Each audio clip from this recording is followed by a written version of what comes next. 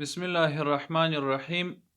محترم ورونو، که څوک غواړي چې الله تعالی جل جلاله د شرعي حاجت، هغه حاجت چې هغه پر شریعت برابر وي، یعنی ناجائز کار نه وي، هغه الله تعالی جل جلاله سر ته ورسي، د ډېرې هلې ځلې کوښښونه کړي وي، هغه حاجت یې سر ته نه رسېدلی، نو موږ به دته یو دغسې آیات روښیو، چونکې قرآن کریم خو ټوله شفا ده د انسان دپاره.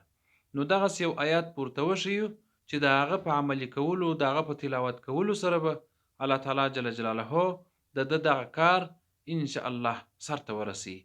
دغه آیات د سورة قصص 40 نمبر آیات دی. بسم الله الرحمن الرحیم. ربي اني لما انزلت الی من خیر فقیر. دغه آیات دی. د هر فرض لمانځه څخه وروسته 11 واره تاسې دغه آیات تلاوت کوئ، تر هغه وخته پورې چې الله تعالی جل جلاله هغه ستاسو حاجت سرته رسوي.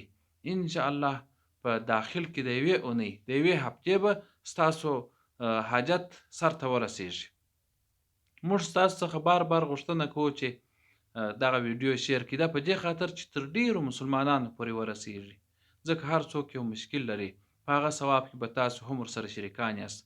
نو دا غوښتنه بیا هم ستاسو محترمینو څخه کوو چې دغه ویډیو د ثواب په خاطر باندې شیر کړئ، چې نور مسلمانان وروڼه هم ورڅخه مستفید سي، فایده ورڅخه واخلي. ډیره مننه. ژوندي اوسئ.